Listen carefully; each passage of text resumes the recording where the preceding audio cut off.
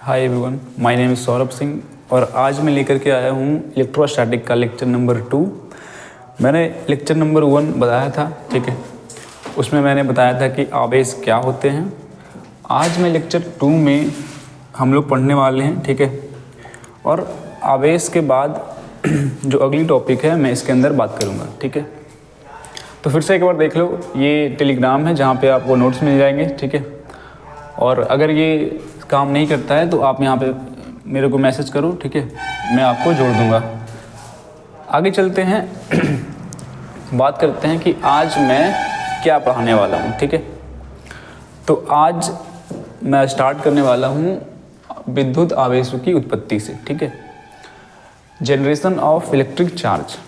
तो ज़रा ध्यान से इसको समझना कि ये जो टॉपिक है, ठीक है, विद्युत आवेशों की उत्पत्ति, इसमें हम जानेंगे कि जो आवेश है, ठीक है, वो आवेश का निर्माण कैसे होता है, ठीक है। तो मेरे भाई पहले ये सवाल अपने दिमाग में डाल लो कि आवेश का निर्माण नहीं कर सकते हैं, ठीक है, आवेशों का निर्माण नहीं कर सकते हैं, ये क्या बात है। देखो, टॉपिक तो है कि आवेशों की उत्पत्ति, बट ये चीज़ समझ लो पहले कि आवेश जो हैं, ठीक है, जो चार्ज होते हैं वो चार्ज बनाए नहीं जा सकते, वो आवेशों का निर्माण नहीं हो सकता है, ठीक है। क्या बात है ये। तो ज़रा इस बात को ध्यान से समझना कि आवेश, ठीक है, आवेश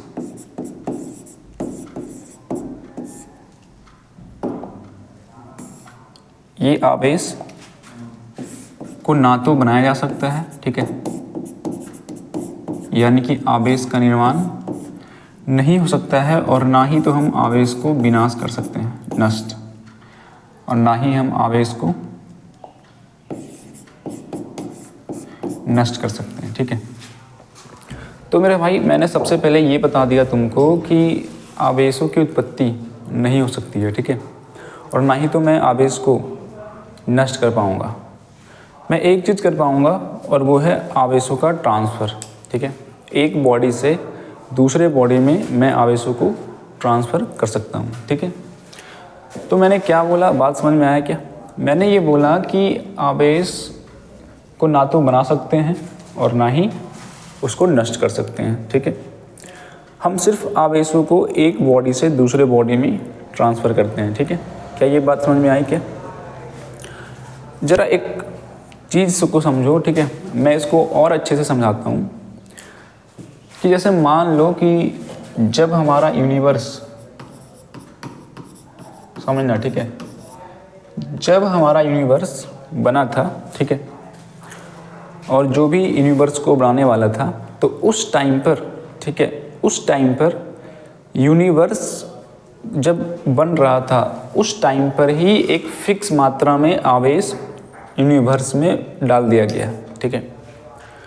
और हमें ये बताया गया, मतलब हमें ये समझ में आया कि जो यूनिवर्स में आवेश पहले से मौजूद हैं, ठीक है, हमारे पास, उसको हम ना तो और बना सकते हैं और ना ही तो उसको नष्ट कर सकते हैं, ठीक है। मैंने क्या बोला मैंने ये बोला कि यूनिवर्स का जब निर्माण हो रहा था तो उस टाइम पर ही कुछ फिक्स मात्रा में आवेश यूनिवर्स में डाल दिए गए, ठीक है, और उससे ज़्यादा आवेश ना तो मैं बना सकता हूँ और ना ही उसको नष्ट कर सकता हूँ, ठीक है। क्या इतनी बातें समझ में आई क्या। मैंने क्या बोला, मैंने ये समझाया तुमको कि टॉपिक तो मेरा विद्युत आवेश की उत्पत्ति है, ठीक है, बट जो मेन चीज़ें हैं ना वो तुम्हें पता होना चाहिए कि आवेश को बना नहीं सकते, ठीक है, आवेश को ना ही तो नष्ट कर सकते हैं। आवेश को सिर्फ हम एक बॉडी से, आवेश को सिर्फ हम एक बॉडी से दूसरे बॉडी में ट्रांसफ़र कर सकते हैं, ठीक है। क्या कर सकते हैं, ट्रांसफ़र कर सकते हैं। तो आवेश को तुम बना नहीं सकते, नष्ट नहीं कर सकते, सिर्फ एक बॉडी से दूसरे बॉडी में ट्रांसफ़र कर सकते हो, ठीक है। क्या किसी को दिक्कत यहाँ तक। आसान लग रहा है क्या? मज़ा आ रहा है? ठीक है। तो सर फिर बात आती है कि आपने वो टॉपिक लिखा क्यों? आपने वो टॉपिक का नाम आवेशों की उत्पत्ति क्यों दी, जब आपने कहा कि आवेश ना तो बन सकती है और ना ही नष्ट हो सकती है, ठीक है, एक बॉडी से दूसरे बॉडी में ट्रांसफ़र हो सकती है। पर बात आती है कि आपने जो ये टॉपिक लिखा है, इस टॉपिक का नाम आवेशों की उत्पत्ति क्यों रखा गया है? तो मेरे भाई ज़रा इसको ध्यान से समझना। देखो एक्चुअल में क्या है, एक्चुअल में ये है कि हम आवेश तो बना नहीं सकते, ठीक है। जो असली चीज़ें हैं उसमें यह है कि चार्ज हम बना नहीं सकते हैं, ठीक है। हम एक वस्तु के ऊपर चार्ज ला सकते हैं। मेरी बात को ध्यान से सुनना। मैंने क्या बोला? मैंने ये बोला कि आवेश को मैं बना नहीं सकता, ठीक है, ना ही उसको नष्ट कर सकता, लेकिन एक वस्तु के ऊपर, ठीक है, एक वस्तु के ऊपर, ठीक है, आवेश का निर्माण किया जा सकता है, ठीक है। एक वस्तु के ऊपर आवेश लाया जा सकता है, ठीक है। मैंने ये नहीं बोला कि आवेश को मैं बनाने वाला हूँ। मैंने ये नहीं कहा कि आवेश का निर्माण करूँगा या फिर उसको नष्ट कर सकता हूँ। मैंने ये कहा कि एक वस्तु अगर हमारे पास है तो उस वस्तु पर आवेश लाया जा सकता है, ठीक है, उस वस्तु पर आवेश लाया जा सकता है। ये दोनों चीज़ें अलग हैं। आवेश का निर्माण करना अलग बात है और किसी पदार्थ के ऊपर आवेश को लाना अलग बात है, ठीक है। तो हम आवेशों का ट्रांसफ़र कर सकते हैं, ये बात तो पता है ना। मैं आवेशों का ट्रांसफ़र कर सकता हूँ, ठीक है, निर्माण नहीं कर सकता हूँ और ना ही नष्ट कर सकता हूँ, ठीक है। इतनी बातें अगर समझ में आ गई है तो ज़रा और समझना ध्यान से कि सर आपने ये बता दिया कि आवेश को मैं बना नहीं सकता, ना ही नष्ट कर सकता, एक बॉडी से दूसरे बॉडी में ट्रांसफ़र कर सकता हूँ, ठीक है। ज़रा मेरे भाई इस पिक्चर को ध्यान से देखो। मैंने एक परमाणु का पिक्चर लाया है, ठीक है। ये सभी को पता है क्या है, ये एक परमाणु है, एटम है, ठीक है। तो मेरे भाई एक एटम के अंदर, ठीक है, एक एटम के अंदर में क्या क्या चीज़ें होती है, ठीक है, जो इम्पोर्टेंट पार्टिकल्स होते हैं। एटम किससे मिलके बना हुआ है, ठीक है, उसके अंदर कौन कौन से पार्टिकल होते हैं, ज़रा उसके बारे में एक बार मैं बात करता हूँ, ठीक है। तो मेरे भाई ये एक परमाणु है, सबको पता है क्या? ये क्या है? ये एक परमाणु है। इसी को बोलते हैं इंग्लिश में एटम, ठीक है। तो मुझे ये बताओ कि एक परमाणु के अंदर कितने पार्टिकल्स होते हैं? ये सब तो पता होगा तुमको ना। मैं पूछ रहा हूँ कि एक परमाणु के अंदर में कितने पार्टिकल्स पाए जाते हैं। तो क्या सबको पता है क्या? तो सबको पता होगा कि जो परमाणु होते हैं, परमाणु के अंदर में 3 कण होते हैं, ठीक है। बहुत ही बेसिक सी बात है ये। परमाणु के अंदर में टोटल 3 पार्टिकल, कौन कौन? इलेक्ट्रॉन, ठीक है, प्रोटॉन, इलेक्ट्रॉन, प्रोटॉन और न्यूट्रॉन, ठीक है। ये पता था ना सबको? ये चीज़ें मालूम थी ना? ये बेसिक चीज़ें पता थी ना कि परमाणु के अंदर टोटल 3 कण, ठीक है। कौन कौन? इलेक्ट्रॉन, प्रोटॉन और न्यूट्रॉन। देखो हमारा टॉपिक चल रहा है आवेशों का निर्माण किसी एक वस्तु पर, ठीक है। तो मैं उसी के ऊपर आ रहा हूँ। बस मैं तुम्हारी जो बेसिक चीज़ें है ना वो ठीक कर रहा हूँ, ठीक है। ये सारी चीज़ें बता के मैं तुम्हारी बेसिक चीज़ें ठीक करूँगा और एग्ज़ाम में क्वेश्चन ना छूटे, इसके लिए मैं कोशिश करता हूँ कि सारे टॉपिक, सारी चीज़ें मैं कवर कर दूँ, ठीक है। तो मेरे भाई तुमको ये पता हुआ कि जो एटम होते हैं, एटम के अंदर में 3 पार्टिकल होते हैं, ठीक है। इलेक्ट्रॉन होते हैं, प्रोटॉन होते हैं और न्यूट्रॉन होते हैं, ठीक है। आज से याद कर लेना कि इलेक्ट्रॉन को दिखाने के लिए हम स्मॉल ई का इस्तेमाल करते हैं, ठीक है। प्रोटॉन को दिखाने के लिए हम पी का इस्तेमाल करते हैं और न्यूट्रॉन को हम एन से दिखाते हैं, ठीक है। क्या किसी को यहाँ तक कोई तकलीफ, कोई दिक्कत? नहीं सर। अब ज़रा इस पिक्चर को तुम एक बार ध्यान से देखो। सारे लोग इस पिक्चर को एक बार ध्यान से देखो। इस पिक्चर को अगर तुम देखोगे तो इस फोटो में तुम्हें क्या दिख रहा है, ठीक है। तो इस फोटो में अगर मैं ध्यान से देखूं तो मुझे ये एक दिख रहा है, ठीक है, इस फोटो में मुझे ये दिख रहा है और मुझे दिख रहा है कि इसके चारों ओर दूसरा पार्टिकल चक्कर लगा रहा है, ठीक है। मैंने बोला कि इस फोटो को तुम अगर ध्यान से देखोगे तो इस फोटो में तुम्हें ये दिख रहा है, ठीक है, और इसके चारों ओर ये छोटे छोटे पार्टिकल, ठीक है, ये छोटे छोटे पार्टिकल इसके चक्कर लगा रहे हैं, तुमको ये दिख रहा है, ठीक है। तो ये एक एटम का डायग्राम है, ठीक है। एटम के अंदर एक नाभिक होता है, न्यूक्लियस, ठीक है, ये देखो, ये हमारा न्यूक्लियस है, नाभिक है, और नाभिक के चारों ओर इलेक्ट्रॉन जो हैं वो घूमते हैं, ठीक है। नाभिक के चारों ओर इलेक्ट्रॉन घूमते हैं, ठीक है। इतनी बातें समझ में आ चुकी है। मैं ये सब क्यों बता रहा हूँ, ठीक है, ये सब तो पता है तुम्हें, फिर भी मैं ये क्यों बता रहा हूँ, तो कुछ चीज़ें मैं अभी जो मेन चीज़ें हैं ना उस पर आऊँगा, ठीक है।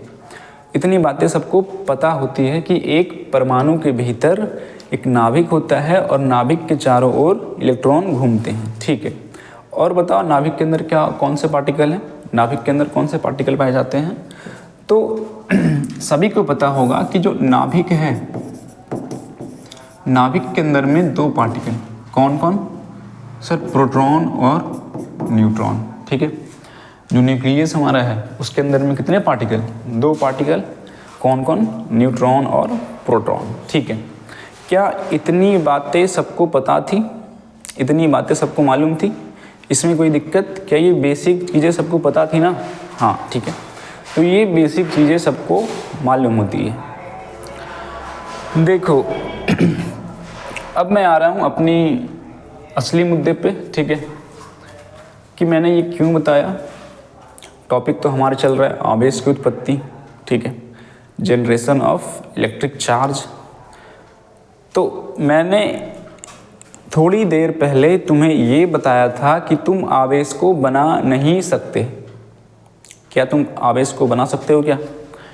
नहीं, आवेश को नहीं बना सकते, ठीक है। क्या मैंने तुम्हें ये बोला था, समझाया था? ना ही तुम आवेश को नष्ट कर सकते हो, ठीक है। दो बातें अपने दिमाग में रख लो कि आवेश को ना तो बना सकते हैं और ना ही नष्ट कर सकते हैं, ठीक है।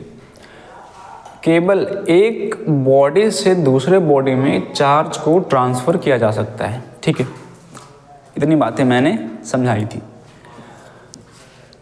तो तुम एक सवाल पूछना चाहिए तुम्हें कि अगर मैं आवेश बना नहीं सकता हूँ, आवेश नष्ट नहीं कर सकता हूँ, तो यूनिवर्स में जो आवेश डाला गया था, ठीक है, एक फिक्स मात्रा में, वो आवेश किस फॉर्म में पाए जाते हैं, ठीक है, वो आवेश हमें कहाँ मिलेंगे।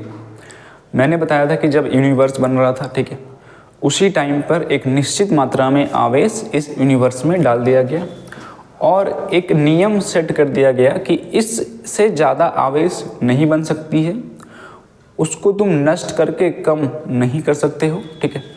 तुम सिर्फ एक बॉडी से आवेश दूसरे बॉडी में डाल सकते हो।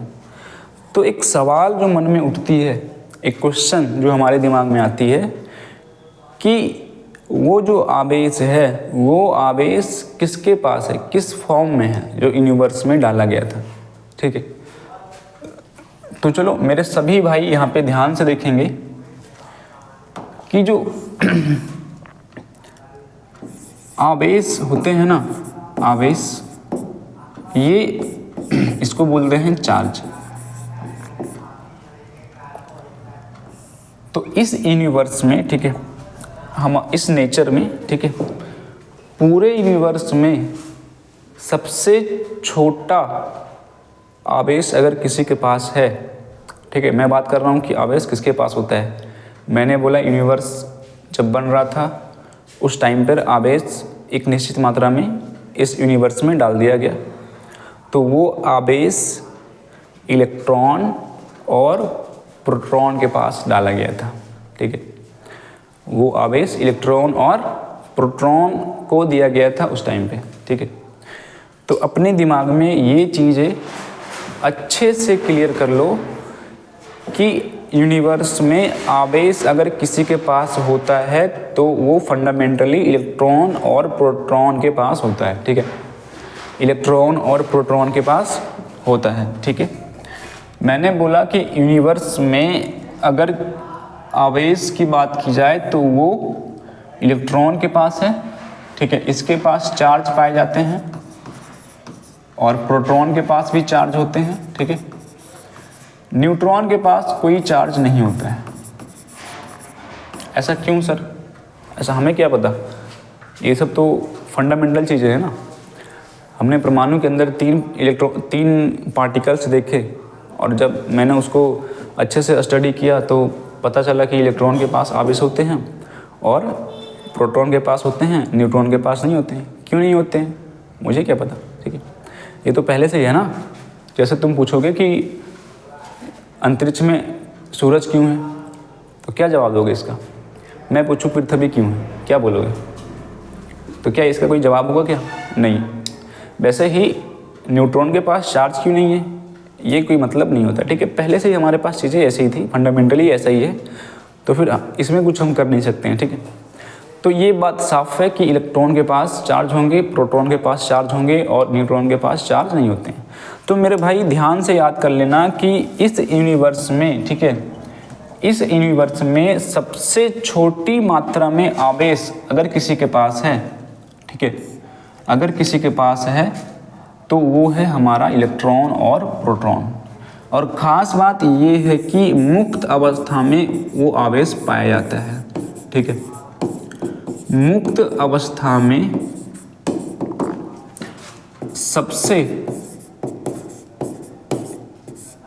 सबसे छोटी मात्रा में, ठीक है, पाया जाने वाला आवेश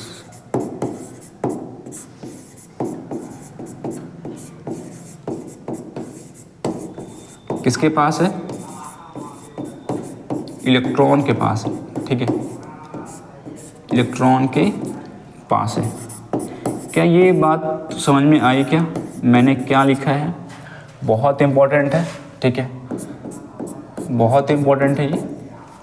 मैंने ये बोला कि हमारे पास अस्टेबल फॉर्म में, ठीक है, देखो कई सारी चीज़ें जो पार्टिकल्स होते हैं ना परमाणु के अंदर, कुछ पार्टिकल्स अस्टेबल होते हैं, मतलब वो हमेशा एग्जिस्ट करते हैं, और कुछ पार्टिकल अनस्टेबल होते हैं। जैसे मतलब कुछ टाइम के लिए एग्जिस्ट किया और फिर वो नष्ट हो गया, ठीक है, फिर बना, कुछ टाइम के लिए एग्जिस्ट किया और फिर नष्ट हो गया।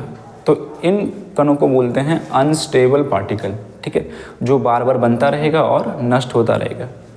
लेकिन जो निश्चित है, ठीक है, जो पार्टिकल एग्जिस्ट हमेशा करेगा, हमेशा वो रहेगा परमाणु के अंदर, उसको बोलेंगे अस्टेबल पार्टिकल, ठीक है।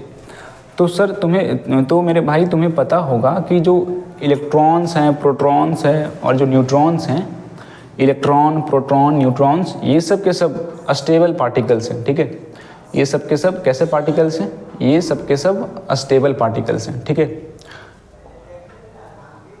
चलो यहाँ पे आता हूँ मैं। तो मैंने क्या लिखा? मैंने ये लिखा कि अस्टेबल स्टेट में जो सबसे छोटी मात्रा में पाए जाने वाला आवेश है वो इलेक्ट्रॉन के पास है। मतलब सर देखो, इलेक्ट्रॉन अस्टेबल है, मुक्त अवस्था में पाया जाता है, ठीक है। इलेक्ट्रॉन के पास चार्ज है और वो इस यूनिवर्स का सबसे छोटा चार्ज है जो इलेक्ट्रॉन के पास है। उससे कम आवेश किसी दूसरे पार्टिकल पर नहीं हो सकती है, उससे कम आवेश किसी दूसरे पार्टिकल पर नहीं हो सकती है। ध्यान रखना, मुक्त अवस्था की बात कर रहा हूँ मैं। अस्टेबल फॉर्म में सबसे छोटा आवेश किसके पास है? इलेक्ट्रॉन के पास। उससे छोटा आवेश इस दुनिया में संभव नहीं है अस्टेबल फॉर्म में। अनस्टेबल में इलेक्ट्रॉन से भी छोटा आवेश पाया जाता है, बट वो अनस्टेबल होता है, कुछ देर के लिए रहेगा और फिर वो नष्ट हो जाएगा। तो हम उसकी बात नहीं कर रहे हैं, ठीक है। मैं बात कर रहा हूँ कि मुक्त अवस्था में, ठीक है, मैं बात कर रहा हूँ मुक्त अवस्था में जो सबसे छोटी मात्रा में पाए जाने वाला आवेश है वो है इलेक्ट्रॉन के पास, ठीक है। इसको बोलते हैं फंडामेंटल चार्ज, ठीक है, मतलब इससे कम आवेश नहीं होता है, ठीक है। तो ये बात तुम अपने दिमाग में अच्छी तरीके से याद कर लेना, ठीक है, कि सबसे छोटा आवेश किसके पास, सबसे छोटा आवेश किसके पास, सबसे छोटा आवेश इलेक्ट्रॉन के पास, ठीक है। अब देखो, अब बात आती है कि ये जो इलेक्ट्रॉन था ना, इस इलेक्ट्रॉन के पास जो आवेश है उस आवेश की मात्रा कितनी है, ठीक है। उस आवेश की मात्रा कितनी है, तो उस आवेश की मात्रा है 1.6,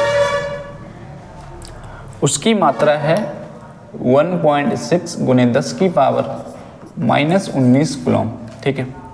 मैंने क्या लिखा, मैंने ये बोला कि इलेक्ट्रॉन के पास सबसे छोटा आवेश होता है, ठीक है, और वो सबसे छोटा आवेश की जो अगर मैं मात्रा की बात करूँ कि कितना है वो, तो वो है हमारा एक इलेक्ट्रॉन पर 1.6 गुना 10 की पावर -19 कूलम का आवेश पाया जाता है। और यहाँ पे एक माइनस साइन लगा देना, ठीक है, ठीक है, क्या लगा देंगे, एक माइनस साइन। क्यों सर, यहाँ पे एक माइनस साइन क्यों लगाएंगे, क्योंकि जो इलेक्ट्रॉन होता है, ठीक है, क्योंकि जो इलेक्ट्रॉन होता है उसके पास निगेटिव चार्ज होते हैं, ठीक है, निगेटिव आवेश होते हैं। तुमको पता है कि आवेश दो प्रकार का, धनात्मक आवेश और ऋणात्मक आवेश, ठीक है। तो इलेक्ट्रॉन के पास ऋणात्मक आवेश पाए जाते हैं, ठीक है, इलेक्ट्रॉन के पास ऋणात्मक आवेश पाए जाते हैं। तो इलेक्ट्रॉन के पास कितना आवेश होगा, बताओ मुझे, इलेक्ट्रॉन के पास कितना आवेश पाया जाता है। तो सर इलेक्ट्रॉन के पास 1.6 गुना 10 की पावर -19 कूलम का आवेश है, और ये माइनस में है, ठीक है। सेम इसी तरह से एक प्रोटॉन के पास भी इतना ही चार्ज होता है, पर वो प्लस में होता है, 1.6 गुना 10 की पावर -19 कूलम, ठीक है। मैंने क्या बोला, मैंने ये बोला कि जितनी आवेश एक इलेक्ट्रॉन के पास होती है उतनी ही आवेश की मात्रा एक प्रोटॉन के पास होती है। अंतर सिर्फ ये है कि इलेक्ट्रॉन का आवेश नेगेटिव होता है और प्रोटॉन का आवेश पॉजिटिव होता है, ठीक है। क्या ये समझ में आया, क्या ये बात समझ में आई, ठीक है। मैंने ये बोला कि आवेश दो प्रकार का, एक पॉजिटिव दूसरा नेगेटिव। इलेक्ट्रॉन के पास नेगेटिव आवेश होते हैं, प्रोटॉन के पास पॉजिटिव आवेश होते हैं। इलेक्ट्रॉन के पास जो आवेश की मात्रा है वही मात्रा प्रोटॉन के पास भी है, ठीक है। अंतर सिर्फ ये है कि एक पर पॉजिटिव और दूसरे पर नेगेटिव आवेश, ठीक है, एक पर पॉजिटिव आवेश और दूसरे पर नेगेटिव आवेश, ठीक है। इतनी चीज़ें क्लियर हो गई है, ठीक है, इतनी चीज़ें क्लियर हो चुकी है क्या सारे बच्चे को, ठीक है। ध्यान रखना, ठीक है, ये सारी चीज़ें इम्पोर्टेंट है, और ये जो तुम समझ जाते हो, देखो जो भी मैं बता रहा हूँ, ठीक है, वो तुम्हें दिमाग में अगर अच्छे से देखोगे तो तुम्हारे दिमाग में वो बैठ जाएगी, ठीक है, वो तुम्हारे दिमाग में बैठ जाएगी। और अगर एक बार चीज़ें तुम समझ जाते हो तो फिर एग्ज़ाम्स में तुम अपने आंसर्स लिखोगे ना बना के, एग्ज़ाम्स में तुम अपने आंसर्स खुद बनाकर लिखोगे, याद वाद करने का ज़रूरत नहीं है, ठीक है। तो ये बात आपको समझ में आ चुकी है, ठीक है। दो तीन चीज़ें मैं और बताना चाहता हूँ, ठीक है, और वो इम्पोर्टेंट है, मैं वहाँ पे स्टार बनाऊँगा क्योंकि वहाँ पे एग्ज़ाम में सवाल आ चुके हैं, ठीक है। चलो देखो समझो, इसको सब सारे बच्चे ध्यान से याद कर लेंगे, ठीक है। अभी मैं बॉक्स के अंदर में कुछ लिखने वाला हूँ। सबसे पहले मुझे ये बताओ, मैंने तुम्हें बताया था कि एक इलेक्ट्रॉन के ऊपर कितना आवेश होता है, एक इलेक्ट्रॉन के ऊपर होता है -1.6 गुना 10 की पावर -19 कूलम, ठीक है। दूसरी जो इम्पोर्टेंट चीज़ें है वो है कि एक इलेक्ट्रॉन का मास क्या होता है, एक इलेक्ट्रॉन का द्रव्यमान, एक इलेक्ट्रॉन का क्या, द्रव्यमान। तो मेरे भाई जो इसका मास है ना, इलेक्ट्रॉन का द्रव्यमान, वो होता है 9.31 गुने 10 की पावर -31 kg, ठीक है। तो मैंने तुम्हें दो चीज़ बता दी, क्या, आवेश और दूसरा इलेक्ट्रॉन का मास, ठीक है, याद रखना है इसको, बहुत इंपॉर्टेंट है। तो आवेश और मास मैंने बता दिया। एक तीसरी चीज़ होती है जिसको बोलते हैं इलेक्ट्रॉन का विशिष्ट आवेश। इलेक्ट्रॉन का विशिष्ट आवेश, इलेक्ट्रॉन का विशिष्ट आवेश, ठीक है। स्पेसिफिक चार्ज, स्पेसिफिक चार्ज, ठीक है।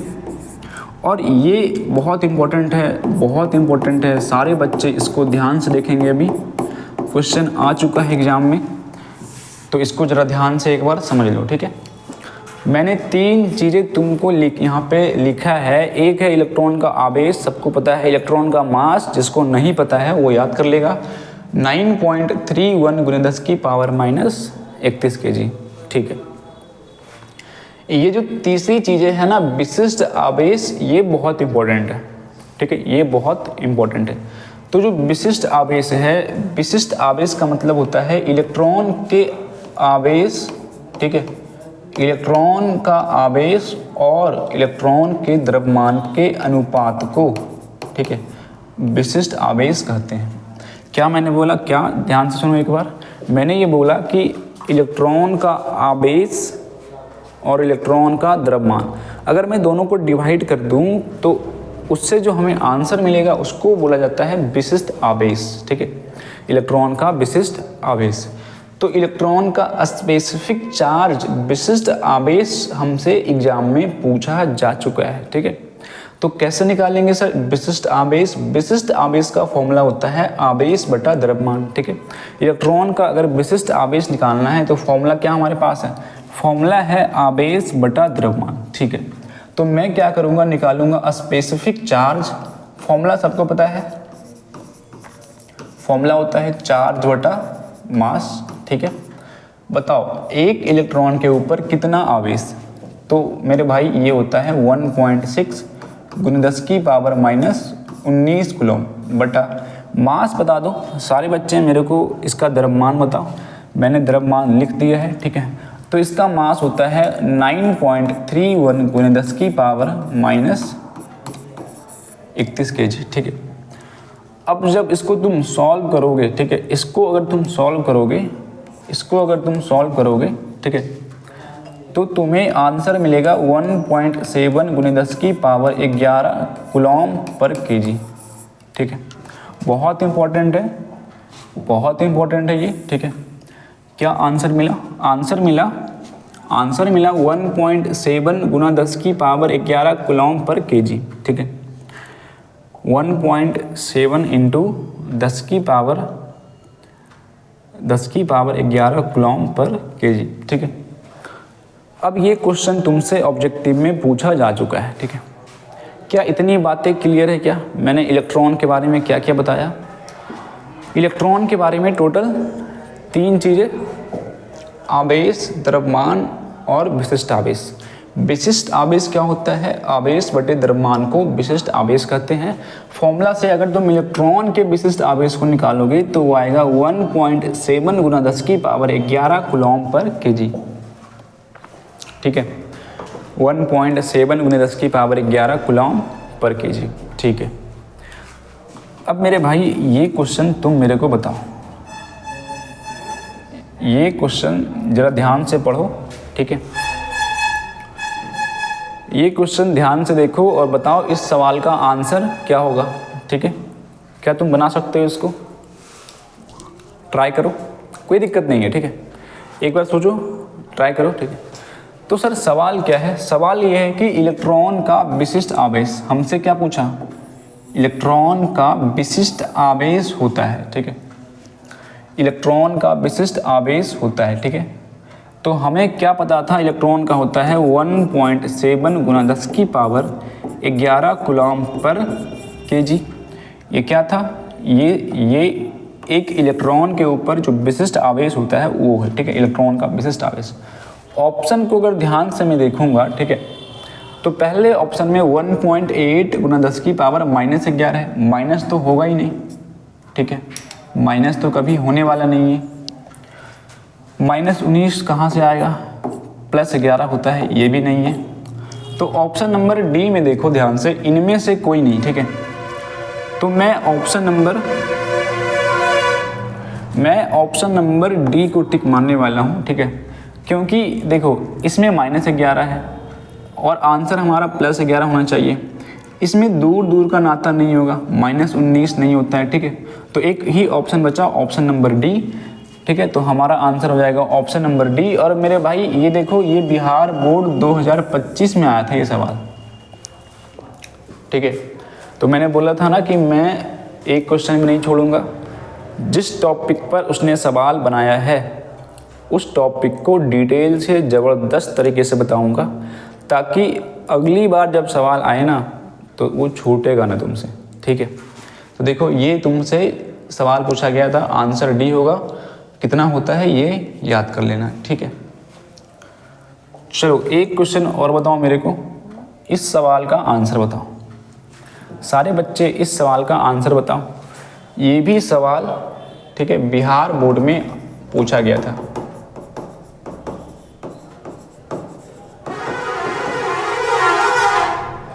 ये भी क्वेश्चन बिहार बोर्ड में पूछा जा चुका है, ठीक है। ध्यान से पढ़ते हैं। हमसे पूछा गया इलेक्ट्रॉन का आवेश क्या होता है, बताओ क्या होगा इसका आंसर। ट्राई करो। तो आंसर पता है ना सबको, इजी है, हाँ ठीक है। तो सर ये तो बहुत ही आसान क्वेश्चन था। इलेक्ट्रॉन का आवेश होता है 1.6 गुना में 10 की पावर -19 कूलॉम, ठीक है। 1.6 गुना 10 की पावर -19 कूलॉम, ठीक है। आसान है। मैं ऐसे पढ़ाऊँगा कि तुमको सारी चीज़ें आसान लगेगी, ठीक है। देखो, ये सच है कि 11th और 12th थोड़ा सा सिलेबस में बहुत बड़ा है, ठीक है। सिलेबस की मैं अगर बात करूँ तो 12th और 11th की चीज़ें काफ़ी बड़ी है, बट वो हार्ड नहीं है जितना उसको फैला दिया गया है बोल बोल करके कि ये हार्ड है, हार्ड है, हार्ड है। अगर अच्छे से पढ़ लेते हो, ठीक है, अच्छी जगह से पढ़ लेते हो, एक दो बार रिवीजन कर लेते हो, तो इतना मज़ा आएगा टॉपिक को पढ़ने में, ठीक है, कि तुम भूल नहीं पाओगे, ठीक है। और मैं सोच रहा हूँ कि वैसे ही पढ़ाऊँ, ठीक है। मैं तुम्हें ज़्यादा कुछ याद करवाने वाला नहीं हूँ, ठीक है। मैं बस समझाने के लिए प्रयास करूँगा, ठीक है। अगर वो चीज़ें समझ में आएगी तो याद तो हो ही जाएगा ना, ठीक है। तो ये सवाल तुम खुद से कर सकते हो, खुद से उड़ा सकते हो, और ये सारे PYQ हैं। बिहार बोर्ड में इससे ज़्यादा डीप में नहीं जा सकता है, ठीक है। अब मेरे भाई एक चीज़ यहाँ पे ध्यान से याद कर लो, ठीक है। इस पर ज़रा ध्यान से बात करते हैं, ठीक है। इतनी सारी चीज़ें क्लियर है, बेसिक चीज़ें मैंने बता दिया, ठीक है। अब एक ध्यान से देखना, अब एक मैं चीज़ बताने वाला हूँ, ठीक है। मान लो मैंने ये एक वस्तु लिया, ठीक है। ये हमारे पास एक वस्तु है, मैंने एक वस्तु लिया। अगर मैं, ठीक है, अगर मैंने इस वस्तु के अंदर से इसके परमाणु के अंदर में जो इलेक्ट्रॉन्स हैं, सुनना ध्यान से, अगर मैं इस वस्तु से इसके इलेक्ट्रॉन को किसी तरीके से बाहर निकाल लूं, ठीक है। मैं दो बातें बोलूँगा, ठीक है।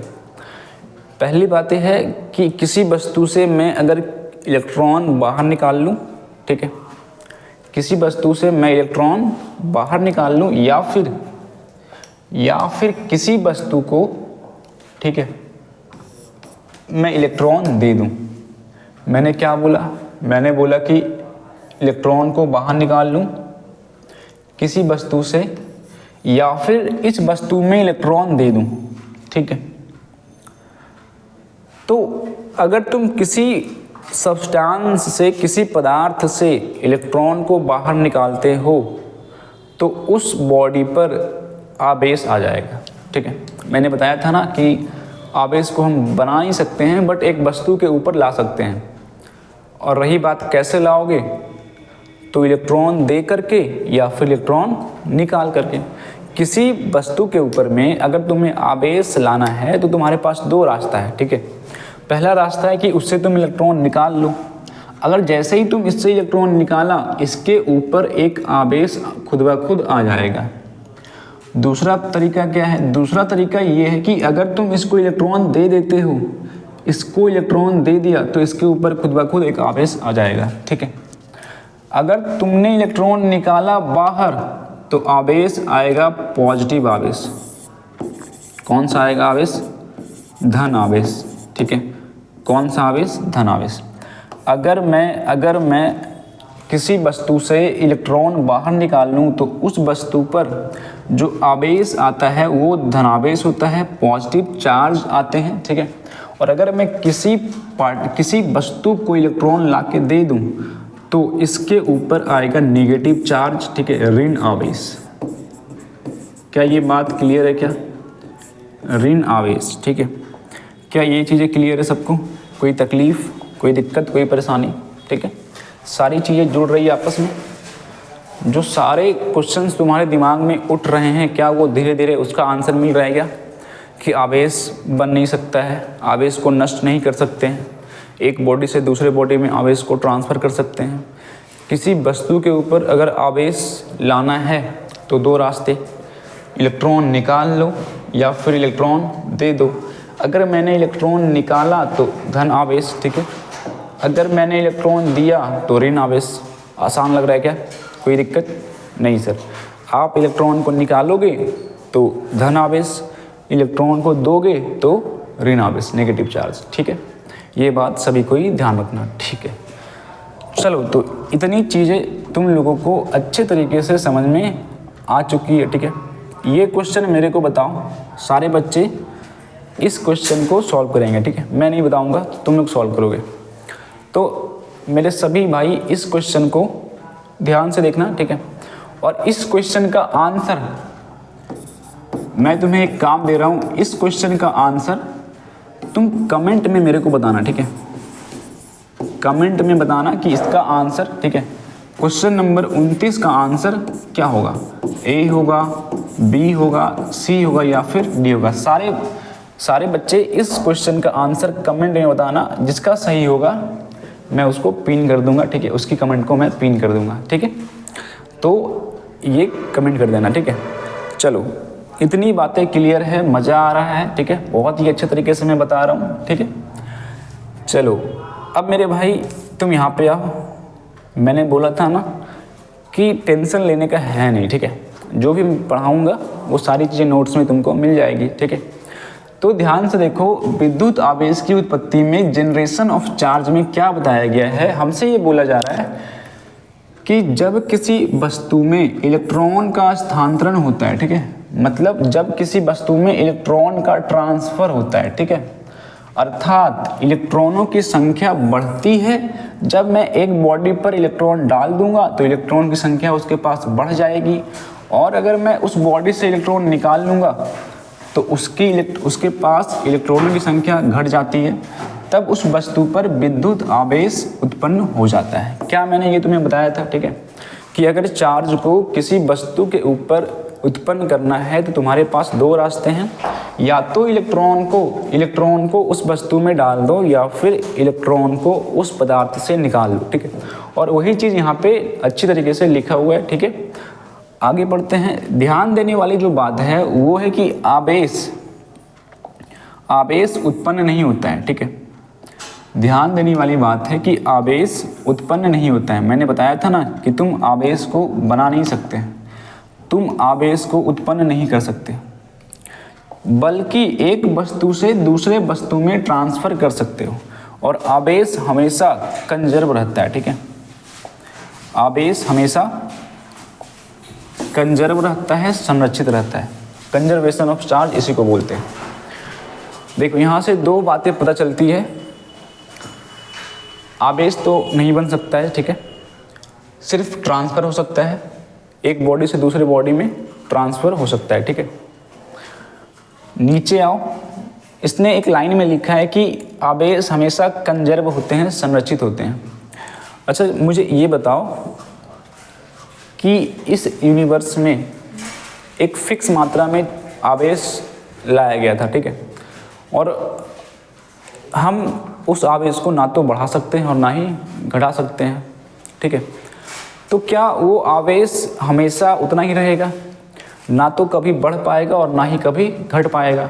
मतलब पूरे यूनिवर्स में एक निश्चित मात्रा में आवेश मौजूद है और उससे ज़्यादा आवेश कभी भी संभव नहीं है और उससे कम आवेश कभी भी संभव नहीं है। तो इसी को हम बोलते हैं कि ये संरक्षित है, ठीक है। इसको ना तो बढ़ाया जा सकता है और ना ही घटाया जा सकता है, ठीक है। तो इसी को बोला जाता है कि जो आवेश हैं, ठीक है, वो सदैव संरक्षित रहता है, कंजर्वेशन ऑफ चार्ज इसी को बोलते हैं, ठीक है। कंजर्वेशन ऑफ चार्ज इसी को बोलते हैं। अब सभी लोग ध्यान से देखना, ठीक है, इस सवाल को ध्यान से देखो, इस क्वेश्चन को ध्यान से देखो, ठीक है। ये क्वेश्चन लघु उत्तरीय क्वेश्चन है, 2 मार्क्स का है और ये कब पूछा गया था? ये पूछा गया था बिहार बोर्ड में 2022 में, ठीक है। 2022 में ये सवाल तुमसे पूछा गया था कि आवेश संरक्षण का सिद्धांत क्या है, ठीक है। आवेश संरक्षण का सिद्धांत क्या है? Principle of conservation of charge, ठीक है, principle of conservation of charge. तो मैंने अभी बताया कि आवेश को ना तो बनाया जा सकता है, ठीक है, और ना ही उसको नष्ट कर सकते हैं, सिर्फ हम एक बॉडी से दूसरे बॉडी में ट्रांसफ़र कर सकते हैं, ठीक है। तो ये सवाल बहुत इंपॉर्टेंट है कि आवेश का संरक्षण का सिद्धांत क्या था। ध्यान से सुनना, किसी बंद निकाय में, बंद निकाय क्या होता है मैं बताऊंगा, ठीक है, अभी तुरंत बताऊंगा। किसी बंद निकाय में कुल विद्युत आवेश हमेशा स्थिर रहता है। आवेश ना तो बनाया जा सकता है और ना ही समाप्त किया जा सकता है, यह केवल एक वस्तु से दूसरी वस्तु में स्थानांतरित होता है, ठीक है। ना तो बना सकते हैं, ना तो उसको नष्ट कर सकते हैं, बस एक बॉडी से दूसरे बॉडी में ट्रांसफ़र करेंगे, ठीक है। तो इसी थ्योरी को नाम दिया गया आवेश संरक्षण का सिद्धांत, ठीक है। अब बात आती है ये बंद निकाय का मतलब क्या होता है, ठीक है। बंद निकाय का मतलब क्या होता है? सबसे पहले मैं बात करता हूँ निकाय क्या होता है, ठीक है। सिस्टम, निकाय को बोलते हैं इंग्लिश में सिस्टम, ठीक है। तो देखो, सिस्टम का मतलब होता है जब हम कोई एक्सपेरिमेंट करते हैं, ठीक है, जब कोई एक्सपेरिमेंट करते हैं, ठीक है, ध्यान देना यहाँ पे। जब हम कोई एक्सपेरिमेंट करते हैं, जैसे मान लो हमारे पास ये एक वस्तु है और मैं इस वस्तु पर एक्सपेरिमेंट करने वाला हूँ, ठीक है। तो जिन चीज़ों पर मैं एक्सपेरिमेंट करता हूँ उन सभी को बोला जाता है निकाय, ठीक है। उसको क्या बोलेंगे? निकाय, और इंग्लिश में सिस्टम, ठीक है। यानी कि जहाँ पे हमारा ऑब्जर्वेशन चलता है एक्सपेरिमेंट के दौरान, उस चीज़ को मैं नाम देता हूँ सिस्टम, इंग्लिश में निकाय, ठीक है। तो जैसे मान लो तुम कहीं जा रहे हो और तुमने किसी चीज़ को ऑब्जर्व कर लिया, ठीक है। मान लो तुम कहीं घूम रहे हो और तुमने सड़क के किनारे, ठीक है, एक पेड़ को देख लिया। तो अगर तुम एक पेड़ को ऑब्जर्व कर रहे हो कि उसके अंदर कितनी सारे फल लगे हैं या फिर वो पेड़ कौन सा है, ठीक है। तो अगर तुम एक पेड़ को ऑब्जर्व कर रहे हो तो वो पेड़ तुम्हारा क्या कहलाएगा? वो पेड़ तुम्हारा सिस्टम कहलाएगा, ठीक है। उसको तुम क्या बोलोगे? उसको बोलोगे निकाय, ठीक है। तो निकाय क्या होता है मैंने समझा दिया। बंद निकाय का मतलब क्या होता है? एक ऐसा सिस्टम जो क्या हो, जो क्लोज हो, ठीक है। एक ऐसा सिस्टम जो चारों तरफ से क्या हो, क्लोज हो, उसको बोलेंगे बंद निकाय, ठीक है। जैसे मान लो मैं 2 चार्ज को आपस में लाता हूँ, ठीक है। मैं क्या करता हूँ, 2 चार्ज को आपस में लाता हूँ, दोनों प्लस चार्ज है। तो अगर तुम इस दोनों चार्ज को स्टडी कर रहे हो, ठीक है, तो इन दोनों चार्जों के समूह को क्या नाम दिया जाएगा? तुम बोलोगे कि ये मेरा सिस्टम है। क्या है मेरा? ये सिस्टम है, ये मेरा निकाय है, ठीक है। क्योंकि मैं इसको ऑब्जर्व कर रहा हूँ, इस पर एक्सपेरिमेंट कर रहा हूँ, इसको ऑब्जर्व कर रहा हूँ।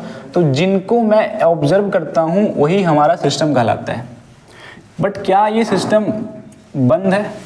क्या ये सिस्टम चारों तरफ से क्लोज है? क्या नहीं, ये तो स्पेस में है ना, दोनों चार्ज हवा में है। बट मैं एक ऐसा सिस्टम लेता हूँ जो चारों तरफ से क्या हो, क्लोज हो। मैंने एक स्टील की वायर से इसको क्लोज कर दिया, तो अब ये जो होगा, अब ये बंद सिस्टम होगा, ठीक है। कब शुरू कीजिएगा? बस 5 मिनट, ठीक है। तो इसको क्या बोलेंगे? क्लोज सिस्टम बोलेंगे, ठीक है। तो मैंने बता दिया सिस्टम क्या होता है। अब जरा इसको पढ़ो एक बार। किसी आइसोलेटेड निकाय में, मतलब बंद, ठीक है, बंद निकाय में कुल विद्युत आवेश कंजर्व रहता है, ठीक है। सिस्टम में कंजर्व रहेगा। देखो मैं डायग्राम बना रहा हूँ, ठीक है। मान लो ये हमारे पास एक क्लोज सिस्टम है, ठीक है, मैंने एक क्लोज सिस्टम लिया। अब सुनना ध्यान से यहाँ पे, ठीक है। मैं क्या करता हूँ, मैं इसके अंदर में दो बॉडी लेता हूँ, एक के ऊपर 2 कूलम आवेश है और मान लो एक के ऊपर -1 कूलम आवेश है, ठीक है। अब मैं क्या करता हूँ, ये तो हमारा सिस्टम हो गया, ठीक है, ये क्लोज सिस्टम हो गया। मैं इस पूरे डब्बे को उठा के एक बार हिलाता हूँ जोर से और फिर वापस इसको छोड़ देता हूँ, ठीक है। मैंने क्या किया, मेरे पास एक डिब्बा था, उसके अंदर मेरे पास 2 वस्तु थे, एक वस्तु पर 2 कूलम का आवेश और एक वस्तु पर -1 कूलम का आवेश। अब मैं क्या करता हूँ, इस डब्बे को उठाता हूँ, जोर से हिलाता हूँ और वापस रख देता हूँ। अभी भी इस डब्बे के अंदर 2 ही वस्तु होंगे, ठीक है। अगर पहले से 2 वस्तु था तो अभी भी 2 वस्तु होगा, लेकिन अंतर पड़ेगी इन दोनों वस्तुओं के आवेश के ऊपर। यहाँ पे 2 कूलम था, यहाँ पे -1 कूलम था। अब दोनों के ऊपर हो जाएगा 2 -1, तो दोनों के ऊपर हो जाएगा हाफ कूलम, ठीक है, हाफ कूलम। ये कैसे होता है डिस्ट्रीब्यूशन ऑफ चार्ज, आगे हम लोग पढ़ेंगे। अभी सिर्फ फिलहाल के लिए ये समझो कि इसके अंदर, इस सिस्टम के अंदर टोटल आवेश क्या था। टोटल आवेश क्या था सर? टोटल आवेश 2 कूलम -1 कूलम, 1 कूलम टोटल आवेश था। क्या अभी भी इस डब्बे के अंदर 1 कूलम है क्या? अगर मैं टोटल यहाँ पे करूँ तो 1/2 और 1/2 कितना आएगा? 1 कूलम। तो क्या आवेश चेंज हुआ क्या? क्या एक सिस्टम के अंदर में पहले से 1 कूलम आवेश मौजूद था, मैंने उस सिस्टम को जोर से हिलाया, ठीक है, और फिर वापस उसको शांत रख दिया, तो इंडिविजुअल बॉडी पर आवेश चेंज हो चुकी है, ठीक है। इसके ऊपर पहले 2 था, अब हाफ हो गया, इसके ऊपर -1 था, अब हाफ हो गया, बट ओवरऑल आवेश कंजर्व है, ठीक है। ओवरऑल पूरे सिस्टम का आवेश क्या है? कंजर्व है। इस सिस्टम के पास पहले से 1 कूलम था और इस सिस्टम के पास अभी भी 1 कूलम है, ठीक है। तो ये हमारा हुआ कंजर्वेशन ऑफ चार्ज, बहुत ही इंपॉर्टेंट था, principle of conservation of charge, ठीक है। तो ये बातें तुम लोगों को समझ में आ चुकी थी, ठीक है। बहुत ही आसान तरीके से मैंने बताया है, ठीक है। तो एक काम करते हैं, इस लेक्चर को यहीं पे ही ख़त्म करते हैं, ठीक है। मेरे पास बहुत सारी चीज़ें थी, ठीक है। जो अगला टॉपिक होगा ये सब था मेरे पास, कोई नहीं। तो हम क्या करते हैं, इस टॉपिक को यहाँ पे ख़त्म करते हैं, ठीक है। लेक्चर को भी यहाँ पे मैं ख़त्म करने वाला हूँ और इसके बाद जो भी चीज़ें आएगी, ठीक है, वो ऐसे ही आती रहेगी। और नोट्स का दिक्कत तो होगा नहीं, क्योंकि मैंने बोला था कि टेलीग्राम चैनल ज्वाइन कर लेना वहाँ से, ठीक है। अभी मैंने जो भी पढ़ाया है, जो भी लिखा है, वो सारी चीज़ें उस पर अपलोड हो जाएगी, तो टेलीग्राम चैनल ज्वाइन कर लेना, ठीक है। चलो तो लेक्चर को ख़त्म करते हैं, ठीक है। तो जिन लोगों ने भी लेक्चर को देखा है, कुछ फ़ायदा हुआ हो, कुछ समझ में आया होगा, ठीक है। तो लेक्चर को देखने के लिए थैंक यू, ठीक है। और एक प्यारा सा कमेंट कर देना कि ये लेक्चर कैसा लगा, ठीक है।